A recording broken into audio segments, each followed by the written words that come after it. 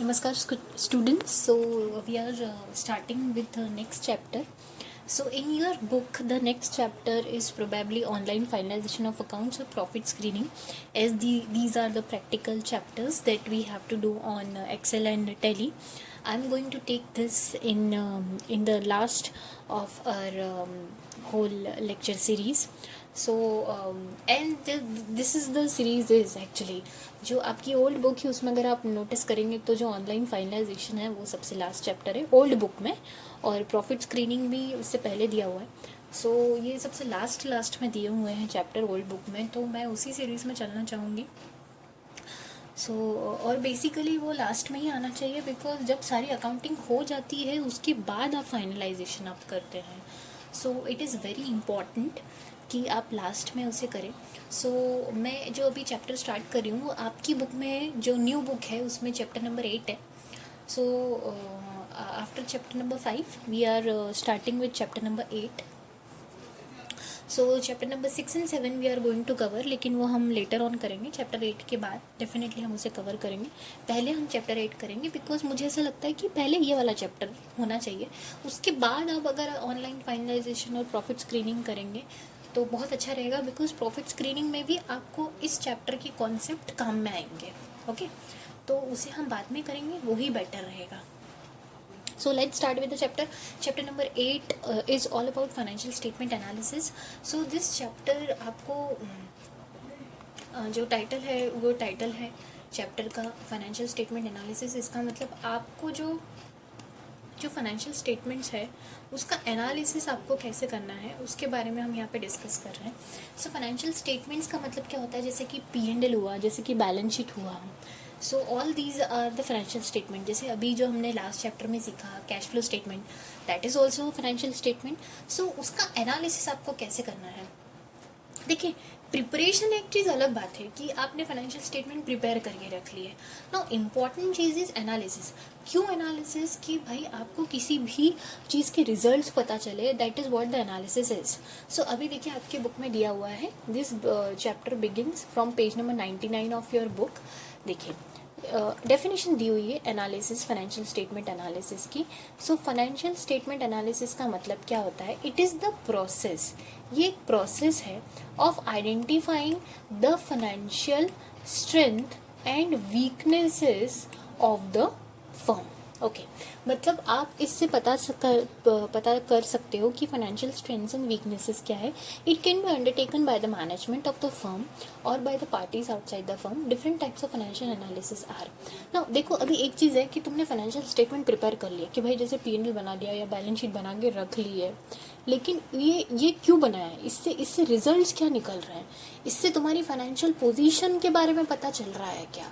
वो भी एक बहुत इंपॉर्टेंट क्वेश्चन है, वो भी तुम्हें पता होना चाहिए. तो इससे हमें ये पता चल रहा है बेसिकली कि फाइनेंशियल स्टेटमेंट को एनालिसिस करना बहुत ज़रूरी है. एनालिसिस इन द सेंस कि तुम एनालाइज कर पाओ कि फाइनेंशियल पोजीशन क्या है. अब जैसे तुमने P&L बैलेंस शीट बना दिया, लेकिन तुम्हें पता होना चाहिए कि बैलेंस शीट को एनालाइज कैसे करना है. अब बैलेंस शीट को एनालाइज कैसे करना है, तो उसमें तुम्हें देखना चाहिए कि जितना लॉन्ग टर्म लाइबिलिटी है उतनी ही लॉन्ग टर्म असेट्स है क्या. भाई कैपिटल में कैपिटल स्ट्रक्चर जो बना हुआ है उसमें किसका प्रपोर्शन ज़्यादा है, इंटरनल कैपिटल का ज़्यादा है या जो बोरोड फंड्स है उसका ज़्यादा प्रपोर्शन है, राइट. अच्छा, करंट असेट्स ज़्यादा है कि करंट लाइबिलिटी ज़्यादा है, राइट. अभी P&L में तुम्हारे एक्सपेंसेस, ऑपरेटिंग एक्सपेंसेस ज़्यादा है या फाइनेंसिंग एक्सपेंसेस ज़्यादा है, राइट. फिर तुम ये भी देखो कि क्या तुम्हारे कोई फाइनेंसिंग एक्सपेंसेस ऐसे हैं जो अफेक्ट कर रहे हैं तुम्हारे कैपिटल स्ट्रक्चर को और प्रॉफिट को. तो देखिए, हर आइटम का इम्पोर्टेंस है. जो भी तुम्हारे फाइनेंशियल स्टेटमेंट होते हैं ना, उनको एनालाइज करना बहुत ज़रूरी है. अभी से सपोज मान लीजिए कि तुम्हारी कंपनी को बैंक से लोन लेना है. अभी लोन अगर लेना है तो वो बैंक लोन देने के पहले क्या देखेगी कि इसके पास एक्स्ट्रा ऑलरेडी तो कोई लाइबिलिटी नहीं है, इस कंपनी के पास असेट्स है या नहीं है, या इस कंपनी के पास लिक्विडिटी कैसी मेंटेन्ड है, कितनी मेंटेन्ड है. अगर तुम्हारे पास ऑलरेडी कोई लाइबिलिटी है, तुम्हारे पास ऑलरेडी बोरोड फंड्स है, तो कोई भी बैंक तुम्हें लोन देगी क्या? नहीं. वो पहले चेक करेंगे कि इनके पास सिक्योरिटी देने के लिए एसेट्स है या नहीं है। और वो कैसे चेक करेंगे, वो तुम्हारे फाइनेंशियल स्टेटमेंट चेक करेंगे, भाई प्रॉफिट हो रहा है या नहीं हो रहा है, इनकम हो रही या नहीं है, कंसिस्टेंट इनकम है या नहीं, इनकम है तो कैसी इनकम है, ऑपरेटिंग इनकम है या नहीं है, राइट। कि असेट को बेचने से इनकम हो रही है, ऑपरेटिंग इनकम होना चाहिए, ऑपरेटिंग इनकम होगी वही कंसिस्टेंट इनकम होगी। सो ये सब चीज़ों के बारे में पता करना, ये सब चीज़ों के बारे में तुम पता करोगे, दिस इज़ व्हाट, तुम्हारे पास फाइनेंशियल स्टेटमेंट होंगे तभी तो तुम ये सब चीज़ें एनालाइज कर पाओगे। This is how you will analysing the financial statements, मतलब आप उसके बारे में और जानने की कोशिश कर रहे हैं, समझ रहे हैं, पता कर रहे हैं कि आपको उससे रिलेटेड क्या रिजल्ट्स लेने हैं। या देखिए, जब तक आप एनालिसिस नहीं करेंगे तब तक आप फाइनेंशियल पोजीशन से रिलेटेड कोई डिसीजन भी नहीं ले पाएंगे। अभी जैसे बैंक का जो मैंने एग्जांपल लिया कि अगर आप उनके पास लोन लेने गए हैं, तो अगर आपकी फाइनेंशियल पोजीशन अच्छी शो हो रही होगी, फाइनेंशियल स्टेटमेंट से ही पता चलेगा कि आपकी फाइनेंशियल पोजीशन अच्छी है। अगर वो अच्छी है तो आपको बैंक से लोन मिलेगा, अदरवाइज बैंक से लोन भी नहीं मिलेगा। या मैं कहूँ कि अगर आपको क्रेडिटर से क्रेडिट पे आपको ट्रांजेक्शन करना है, तो आप पता चल रहा है कि आपके पास लिक्विडिटी पोजीशन अच्छी नहीं है, आपके पास ऑलरेडी करंट लायबिलिटी ज़्यादा है, तो कोई भी क्रेडिटर आपके साथ उधारी पे आपको माल नहीं देगा, right. So there are so many decisions जो आउटसाइडर्स के डिपेंड करते हैं आपके फाइनेंशियल पोजीशन पर। और इंटरनल भी, भाई इंटरनल मैनेजमेंट को भी अपने बिजनेस से रिलेटेड डिसीजन लेने के लिए कि भाई अब मुझे कौन से असेट्स में इन्वेस्ट करना चाहिए, या मुझे कौन से ऑपरेशनल एक्सपेंसेस को कंट्रोल करना चाहिए, या हमारी कंपनी के लिए कौन सा फाइनेंसिंग सोर्स सबसे अच्छा है, ये मल्टीपल डिसीजंस है जो बिजनेस से रिलेटेड है। और ऐसे डिसीजन लेने के लिए आपको पता होना चाहिए कि आपकी फाइनेंशियल पोजीशन एग्जैक्टली क्या है, और कौन से ऐसा आइटम है जहाँ पर आपकी फाइनेंशियल पोजीशन वीक हो रही है, और कौन सा ऐसा आइटम है जहाँ पर आपकी फाइनेंशियल पोजीशन जो है वो स्ट्रांग हो रही है जिसकी वजह से। तो ऐसे जो भी आइटम्स है जो जिसकी वजह से आपकी फाइनेंशियल पोजीशन वीक हो रही है, आपको उससे रिलेटेड आपको डिसीजन लेना है, उसको इम्प्रूव करना है, वीकनेसेस को इरेडिकेट करना है। और जो भी देखिए, फाइनेंशियल स्टेटमेंट्स प्रिपेयर करना ही अकाउंटिंग का काम नहीं है। सो ये जो फाइनेंशियल स्टेटमेंट एनालिसिस है, ये more and more management accounting का एक पार्ट होना चाहिए। बिकॉज यहाँ पर आप डिसीजन लेते हो, जब भी आपको मैनेजरियल डिसीजन की बात आती है, इस तरह के अकाउंटिंग को आप कहते हैं मैनेजमेंट अकाउंटिंग। और इस चैप्टर में हम रेशियो एनालिसिस और ये एनालिसिस का सारा पार्ट कर रहे हैं। तो अगेन एनालिसिस पार्ट जो मैनेजरियल डिसीजन मेकिंग से है, वो डेफिनेटली मैनेजमेंट अकाउंटिंग का भी पार्ट है। और चूँकि ये अकाउंटिंग से थोड़ा और ज़्यादा है, मतलब फाइनेंशियल अकाउंटिंग के एक स्टेप अहेड है, इसलिए it is a part of advance accounting. तो इस चैप्टर का बहुत ज़्यादा रिलेवेंस है और बहुत ज़्यादा इम्पॉर्टेंट है। तो बहुत सारे डिसीजंस हैं जो अफेक्ट करते हैं। सो फाइनेंशियल स्टेटमेंट एनालिसिस के डिफरेंट यूज़र्स उन्होंने बताया है। जैसे इंटरनल में फाइनेंस मैनेजर ले लीजिए, तो अगर आपकी कोई कंपनी है और अगर आप फाइनेंस मैनेजर है उस कंपनी के, तो आप एज अ मैनेजर आपको बहुत सारे डिसीजन लेने रहेंगे कि भाई परफॉर्मेंस कैसा है कंपनी का, कंपनी की एफिशिएंसी कैसी है, ये पता करने के लिए आप एनालाइज करेंगे, क्या फाइनेंशियल स्टेटमेंट का एनालाइज करेंगे।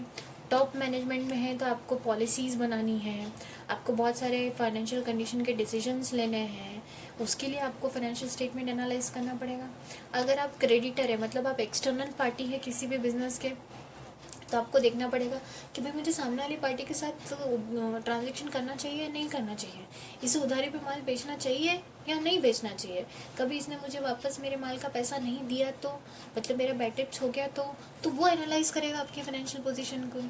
तो क्रेडिटर भी भाई फाइनेंशियल स्टेटमेंट एनालिसिस करेगा।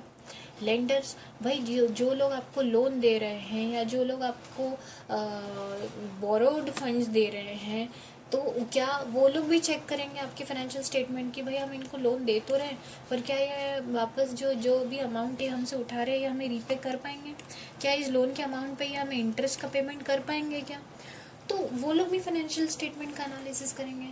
सो दिस इज देयर हाउ उनके लिए भी फाइनेंशियल स्टेटमेंट एनालिसिस बहुत इंपॉर्टेंट है।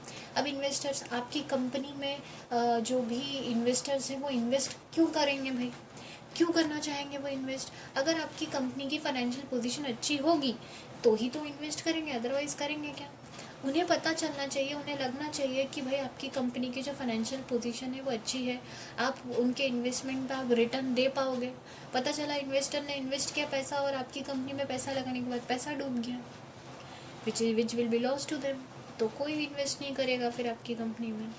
तो इम्पॉर्टेंट चीज़ ये है कि इन्वेस्टर भी आपके स्टेटमेंट्स देखेगा कि भाई इसके पास बहुत ज़्यादा, ऐसा तो नहीं है कि ये फंड्स रेज तो कर रहा है पर बहुत ज़्यादा ऑलरेडी लाइबिलिटी है, ये सारा इन्वेस्टमेंट हमारा लाइबिलिटी को पे करने के लिए यूज़ कर लेगा, असेट्स है या नहीं है, क्या हमारा इंटरेस्ट इसमें सिक्योर रहेगा या नहीं। तो इन्वेस्टर्स भी भाई इन्वेस्ट करने के पहले आपके फाइनेंशियल स्टेटमेंट के एनालिसिस करेंगे। देन लेबर अगेन आपको बहुत इम्पॉर्टेंट, लेबर के लिए भी आपका फाइनेंशियल स्टेटमेंट एनालिसिस किया जाएगा कि आपकी फाइनेंशियल पोजीशन के अकॉर्डिंगली आप फेयर लेबर वेजेस पे कर पा रहे हो या नहीं, राइट। या तो ऐसा हो सकता है कि फाइनेंशियल पोजीशन बहुत वीक है तो आप पे नहीं कर पा रहे हो, तो वो भी ठीक नहीं है। पर होने के बाद भी कि फाइनेंशियल पोजीशन स्ट्रांग है, बट अगेन अगर आप यूनियन या लेबर को पे नहीं कर रहे हो तो this is exploitation of the labour. तो this is how the various parties, जो भी एक्सटर्नल या इंटरनल पार्टी है, वो आपका फाइनेंशियल स्टेटमेंट का एनालिसिस करेंगे फॉर मेकिंग वेरियस डिसीजंस। तो डिसीजन मेकिंग पार्ट इज़ बहुत इम्पॉर्टेंट, जो कि फुलफिल होता है फाइनेंशियल स्टेटमेंट एनालिसिस से। और भी दूसरी पार्टीज़ है जो आपके फाइनेंशियल स्टेटमेंट का एनालिसिस कर सकते हैं। दूसरी पार्टीज़ में जैसे कि इनकम टैक्स डिपार्टमेंट ले लीजिए, जीएसटी डिपार्टमेंट ले लीजिए, मतलब दीज आर द गवर्नमेंट के डिपार्टमेंट्स हो गए। फिर अगर आप रजिस्टर्ड कंपनी हो तो मिनिस्ट्री ऑफ कॉरपोरेट अफेयर्स या आरओसी ले लीजिए, जो आपको फाइनेंशियल स्टेटमेंट बुल के आप डेफिनेटली आप एमसीए को तो सबमिट करते ही हो as a company financial statement, तो वो भी आपकी फाइनेंशियल पोजीशन एनालिसिस करेगी। फिर कोई भी स्टॉक एक्सचेंज ले लीजिए या एक्सचेंज बोर्ड ले लीजिए, और एनी अदर एक्सटर्नल पार्टी, कोई भी स्टेक होल्डर मतलब वो सारी पार्टीज़ या वो सारे लोग जो आपकी फाइनेंशियल पोजीशन से अफेक्ट होते हैं, या जो लोग आपके आपके साथ फाइनेंशियल ट्रांजैक्शन करना चाहते हैं, या जिनको आपको कोई टैक्स पे करना है, या जिनसे भी कोई भी आपको फाइनेंशियल ट्रांजैक्शन करना है, तो ऐसे सभी पार्टीज़ या ऐसे सभी जो भी फैक्टर्स है या वो आपके लिए स्टेक होल्डर्स होंगे। और जितने भी स्टेक होल्डर्स हैं उनके लिए अलग अलग डिसीजंस रहेंगे आपसे रिलेटेड, कि भाई किसी को इन्वेस्ट करना है कि नहीं, किसी को क्रेडिट पे माल देना है कि नहीं, किसी को आपको लोन देना है या नहीं, किसी को आपके साथ ट्रांजेक्शन करना है या नहीं, किसी को आपके साथ टाई अप करना है या नहीं, किसी को आपके साथ जॉइंट वेंचर करना है या नहीं, किसी को आपकी कंपनी में काम करना है या नहीं। वो ये सब डिसाइड कर सकते हैं आपकी फाइनेंशियल स्टेटमेंट का एनालिसिस करके, आपकी फाइनेंशियल पोजीशन का एनालिसिस करके। इसका मतलब एक चीज़ हमें समझ में आ गई कि financial statement analysis is a very very important part. Okay, so हमें अभी ये समझ में आया कि फाइनेंशियल स्टेटमेंट एनालिसिस करते कैसे हैं। ओके, नाउ करते कैसे हैं इज़ द नेक्स्ट क्वेश्चन। अभी हमने समझ में आया कि फाइनेंशियल स्टेटमेंट एनालिसिस होता क्या है। फाइनेंशियल स्टेटमेंट एनालिसिस करने के 4 तरीके हैं, बुक में पेज नंबर 100 पे दिया हुआ है। फाइनेंशियल एनालिसिस को करने के आपके पास मेजरली 4 तरीके हैं। पहला है कंपैरेटिव एनालिसिस, दूसरा है कॉमन साइज एनालिसिस, तीसरा है ट्रेंड एनालिसिस, और चौथा है रेशियो एनालिसिस। ठीक है, अलग अलग तरीके से स्टेटमेंट का एनालिसिस किया जा सकता है। ओके, स्टेटमेंट का एनालिसिस करना मतलब आप फाइनेंशियल पोजीशन को अच्छी तरह से स्टडी कर रहे हैं, उसका थॉरो क्रक्स जानने की कोशिश कर रहे हैं, ताकि आप पता चल सके कि उसकी एक्चुअली में कहाँ वीकनेस और कहाँ स्ट्रेंथ है, और उससे रिलेटेड आप डिसीजन ले सके कि भाई हमें इस कंपनी के साथ आगे जाना चाहिए या नहीं जाना चाहिए किसी भी तरह के बिजनेस ट्रांजेक्शन के लिए।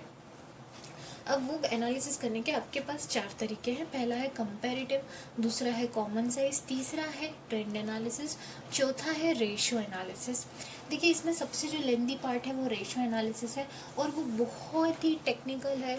और मैं ये कहूँगी कि रेशियो एनालिसिस जो पार्ट है ना आपका, ratio analysis is the beautiful way of analysis of the financial statement.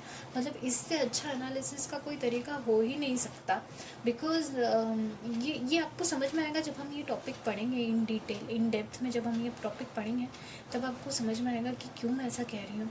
Because इसमें जो आप स्टडी करते हैं या इसमें जो एनालिसिस करते हैं, उससे बहुत अच्छा एनालिसिस जो है या बहुत अच्छा आउटपुट सामने आता है, जिससे आपका डिसीजन मेकिंग जो होता है वो बहुत ईजी हो जाता है और बहुत करेक्ट डिसीजन आप ले पाएंगे और बहुत अच्छे से आप समझ पाएंगे कि फाइनेंशियल पोजीशन या फाइनेंशियल स्टेटमेंट में कौन सा आइटम ऐसा है जो हमें इम्प्रूव करने की ज़रूरत है, या कौन सा आइटम ऐसा है जो एक्चुअली हमारे डिसीजन को अफेक्ट कर रहा है, या हमें कैसे फाइनेंशियल पोजीशन को और इम्प्रूव करना है, या actually the true picture of your financial position shall be analysed through ratio analysis. But ratio analysis है बहुत अच्छा, उससे पहले आपके पास और भी दूसरे तरीके हैं, जैसे कि comparative analysis, common size analysis and trend analysis are the different another modes of financial analysis, जिन टूल्स को यूज़ करके आप रेशियो एनालिसिस जो है वो कर सकते हैं परफॉर्म, राइट। देखिए, हर एक जो टाइप ऑफ एनालिसिस है उसका एक अपना अलग इम्पोर्टेंस है। आप जहाँ पर कंपैरेटिव एनालिसिस कर सकते हो वहाँ पर डेफिनेटली जब आपको दो चीज़ों का कंपैरिजन करना है तो आपको कंपैरेटिव एनालिसिस ही करना पड़ेगा। जब आपके पास कंपैरिजन नहीं है, सिर्फ एक ही करंट ईयर या करंट कंपनी से रिलेटेड ही आपको एनालिसिस करना है तो common size analysis. Trend analysis आप करोगे कि different over the period of time में जब आपको सिर्फ दो ही चीज़ों के बीच में कंपैरिजन नहीं करना है, but over the period of time में आपको फाइनेंशियल पोजीशन को एनालाइज करना है तो ट्रेंड एनालिसिस करना पड़ेगा। तो ये इन सब एनालिसिस जो टूल्स है, जो टेक्निक्स है, इनका अपना अपना एक अलग अलग इम्पोर्टेंस है। सबका अपना एक अलग इम्पोर्टेंस है। ऐसा नहीं है कि कोई एक से दूसरे से अबव है, बिकॉज सब कंडीशन में अलग अलग टेक्निक यूज़ होती है। हर सिचुएशन में आप हर टेक्निक को अप्लाई नहीं कर सकते हैं, तो कॉमन साइज जैसे आप हमेशा अप्लाई नहीं कर पाएंगे। अगर आपको ट्रेंड एनालिसिस करना है तो आपको ट्रेंड एनालिसिस ही करना पड़ेगा। जब आपको over the period of time analysis करना है तो ट्रेंड एनालिसिस, आप वहाँ पर कॉमन साइज नहीं लगा सकते because it will not give you the true picture of the financial position. तो जब आपको दो ही ईयर में या दो कंपनी में आपको करना है एनालिसिस फाइनेंशियल पोजीशन का, तो आपको कंपैरेटिव एनालिसिस करना पड़ेगा। वहाँ पर भी आप कॉमन साइज या फिर ट्रेंड एनालिसिस नहीं लगा सकते बिकॉज दो कंपनी या 2 ईयर्स के बीच में जब आप एनालिसिस करेंगे तो comparative analysis is the only way और टेक्निक जिससे आपको true picture of financial position पता चलेगी। ओके, सो अब हम ये जो चारों जो टेक्निक है उसको हम 1 बाय 1 लेते हैं और समझते हैं कि एक्चुअली एक टेक्निक इन डिटेल में हम समझेंगे कि कौन सी टेक्निक कब लगाई जाती है और कौन सी टेक्निक कैसे लगाई जाती है। ठीक है, सबसे पहला आपको दिया हुआ है comparative analysis. So this statement refers to the P&L account balance sheet prepared by providing the columns for the figures. अभी देखो, कंपैरेटिव एनालिसिस कैसे करना है उसका ना आपको एक क्वेश्चन दे रखा है। वो क्वेश्चन हम करते हैं, वो क्वेश्चन जब हम करेंगे तो हमको इजीली बहुत अच्छे से उससे समझ में आएगा कि कंपैरेटिव एनालिसिस क्या होता है। ठीक है, आपको इस क्वेश्चन में दिया है कि following is the P&L of the AXC limited, मतलब एक कंपनी है जिसका P&L अकाउंट दे रखा है।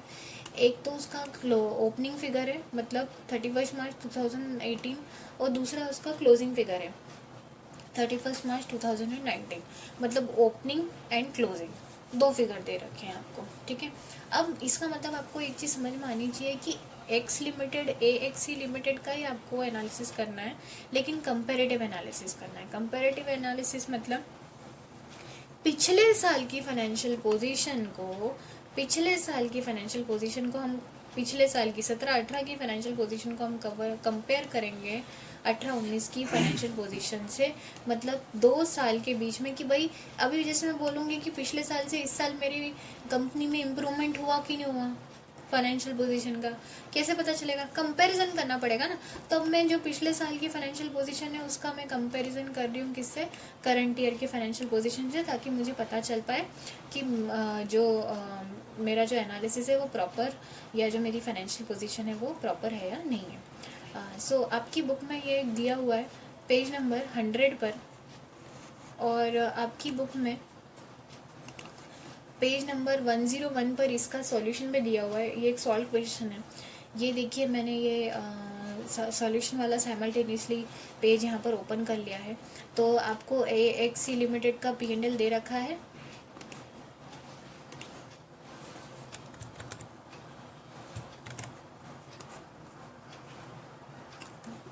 देखिए, आपको AXC लिमिटेड का यहाँ पर क्या दे रखा है, P&L दे रखा है। पिछले साल का फिगर दिया है 17-18 का और इस साल का फिगर दिया 18-19। अब हम इस केस में करेंगे कंपैरेटिव एनालिसिस। अगर आप देखें तो पिछले साल सेल्स कितनी थी, अभी देखो यहाँ पे सॉल्यूशन में 101, पिछले साल सेल्स कितनी थी 60,000 की, इस साल सेल्स कितनी है 72,000 रुपीज़ है। इसका मतलब सेल्स बढ़ गई है क्या? हाँ बढ़ गई है। कितने से बढ़ गई है? 12,040 से बढ़ गई है।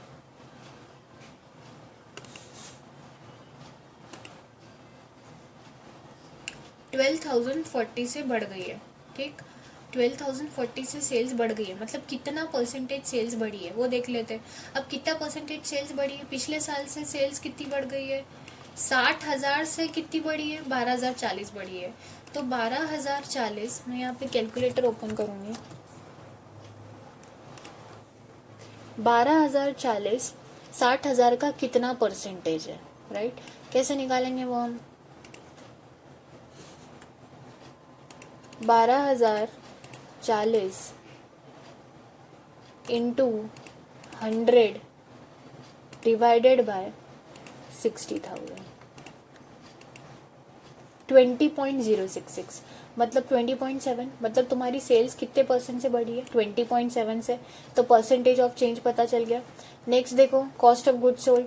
कॉस्ट ऑफ गुड्स सोल्ड भी बढ़ी है, कितने से बढ़ी है? 40,050 हो गई है। पिछले साल कितनी थी? 36,400। तो डिफरेंस कितना आ रहा है? 4,100। तो ये कितने से बढ़ी है वो देख लेते हैं। अब 4,100 से बढ़ी है, तो 4,100 कितने से? 36,400 से बढ़ी है ना। तो 36,400 का कितना परसेंटेज है? 4,100। तो 4,100 इंटू 100 डिवाइडेड बाय 36,400 करेंगे, कितना आ रहा है? 11.263। ये आ गया, ये आपका परसेंटेज यहाँ पे पता चल गया। नेक्स्ट जीपी, अगर आप देखो, जीपी पिछले साल कितना था? 23,600। इस साल कितना हो गया? 31,540। मतलब जीपी भी तुम्हारा बढ़ गया है। कितने से बढ़ा है जीपी? जीपी बढ़ा है तुम्हारा 7,940। लेकिन ये किससे बढ़ा है? 23,600 में 7,940 की बढ़ोतरी हुई है ना। तो तुमको ये देखना पड़ेगा कि 7940 23,600 का कितना परसेंटेज है। तो वो कैसे निकालोगे? 7940 इंटू 100 डिवाइडेड बाय 23,600, कितना आ रहा है? 33 पॉइंट। ये रहा 33 पॉइंट का डिफरेंस, परसेंटेज पता चल गया। सेम एडमिनिस्ट्रेशन एक्सपेंसेस बढ़े हैं क्या? हाँ बढ़े हैं, 800 से बढ़े हैं। तो एडमिनिस्ट्रेशन एक्सपेंस भी देख लो भाई, 800 कितने से? 6,000 से बढ़कर हुए हैं।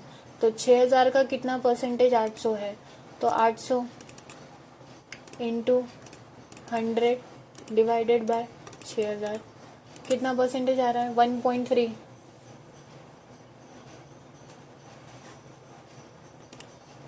फिर से कर लेते हैं, 800 इंटू 100 डिवाइडेड बाय 6,000, 13.33 परसेंटेज आ रहा है। करेक्ट है, ठीक। मतलब इसमें इतना चेंज आया है। सेलिंग एंड डिस्ट्रीब्यूशन में कितना चेंज आया है वो देख लो। ये हो गया तुम्हारा एडमिनिस्ट्रेशन। सेलिंग एंड डिस्ट्रीब्यूशन 12,000 से कितना हो गया? 13,200 हो गया। तो कितना डिफरेंस आ रहा है? 13,200 12,200 में 1,200 का। तो 12,000 में बढ़ोतरी हुई है 1,200 की। तो 1,200 कितना परसेंटेज है 12,000 का? तो 1,200 इंटू 100 डिवाइडेड बाय 12,000, कितना आ रहा है? 10%। तो देखो 10% आ रहा है कि 10% चेंज हुआ है।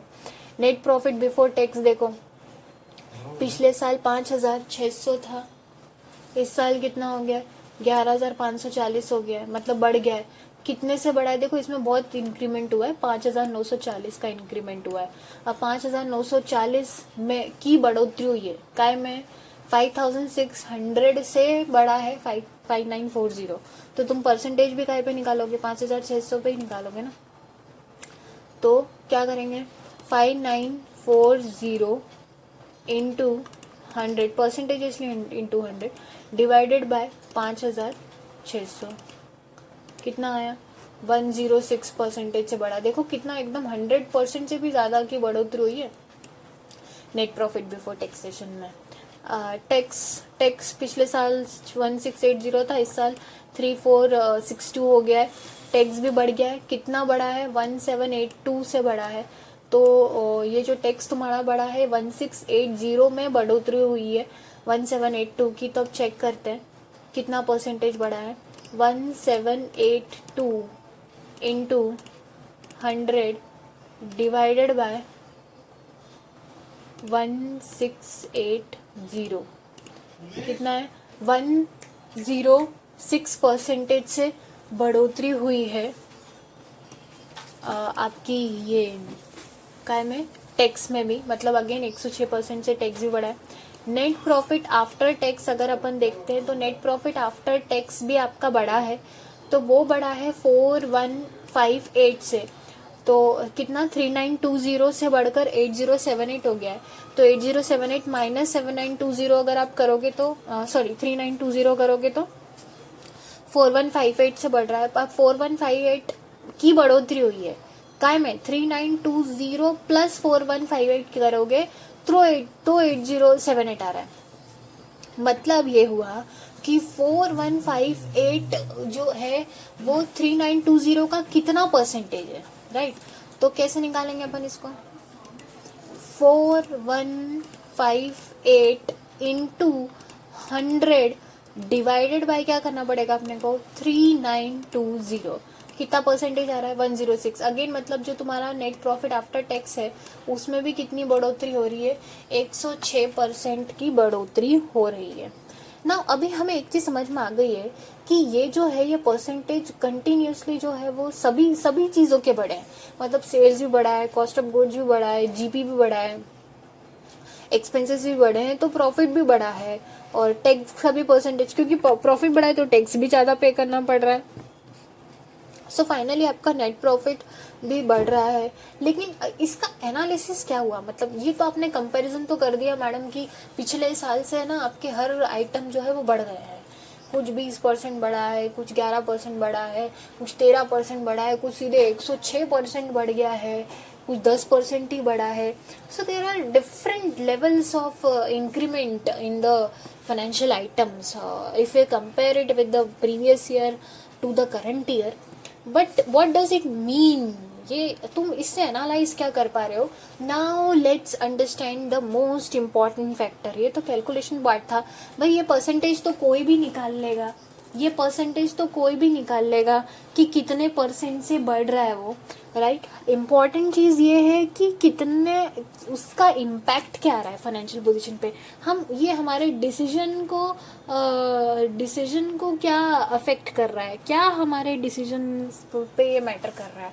देखिए इंटरप्रिटेशन पढ़िए, ये जो एनालिसिस तुमने किया है ना, इसका इंटरप्रिटेशन मतलब क्या तुम्हें समझ में आया इस चीज़ से वो देखो।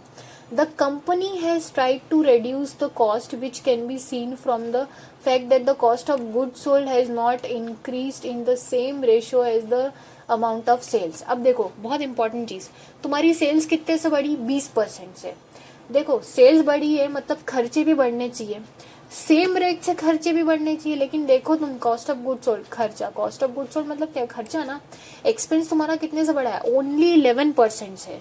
इसका मतलब ये हुआ कि company got succeed in controlling the expenses and even though it has enhanced the level of sales percentage, which is a very good sign। तुम जितना ज़्यादा एक्सपेंसेस को कंट्रोल कर पाओगे उतना ज़्यादा इम्पैक्ट पड़ेगा तुम्हारी सेल्स की पोजीशन को अच्छा करने में।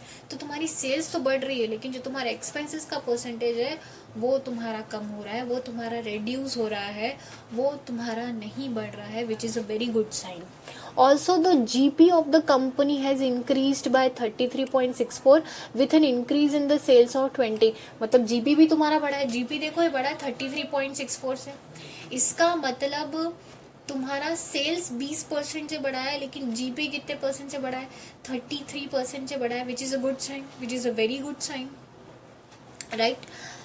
Next, the company has also made the efforts to reduce the operating cost, hence the net profit has increased। अब देखो, अगर तुम यहाँ पे नोटिस करो तो जो तुम्हारे ऑपरेटिंग कॉस्ट है, मतलब एडमिनिस्ट्रेशन एक्सपेंस और सेलिंग एंड डिस्ट्रीब्यूशन, तो 13% और 10% से ही बढ़े है। सेल्स 20% से बढ़ी है, GP 33% से बढ़ा है, और जो तुम्हारे ऑपरेटिंग खर्चे वो सिर्फ 13 और 10% से बढ़ रहा है। मतलब जो तुम्हारा जो इनकम का जो रेशियो जो बढ़ रहा है ना, परसेंटेज है, सेल्स मतलब इनकम ना, GP मतलब इनकम ना, गेन ना, उसमें जो बढ़ोतरी हुई है उसका परसेंटेज ज्यादा है, मतलब वो ज्यादा रेट से बढ़े है। पर जो तुम्हारे एक्सपेंसेस है वो उतने नहीं बढ़े, which is a very good sign. और अगर तुम्हारे ऑपरेटिंग एक्सपेंसेस का जो इंक्रीमेंट का जो परसेंटेज है अगर वो भी कम है, तो उससे सबसे अच्छा फ़ायदा ये है कि तुम्हारा जो नेट प्रॉफिट आ रहा है उसमें इसलिए इंक्रीमेंट ज़्यादा आ रहा है। तो देखो सीधे 106% से तुम्हारा नेट प्रॉफिट बढ़ा है, तो which is very good.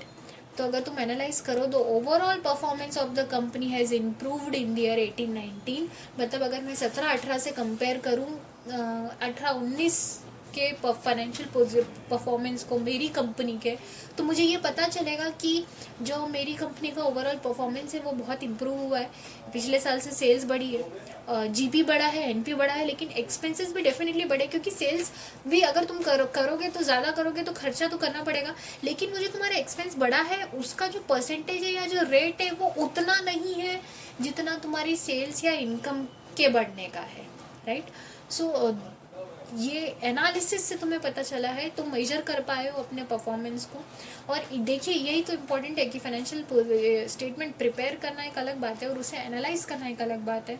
So this was one of the tool, comparative analysis. Comparative analysis का आपको एक अनसॉल्व क्वेश्चन दे रखा है जो हम एक्सेल में सॉल्व करेंगे, which we will do it in the next session very soon.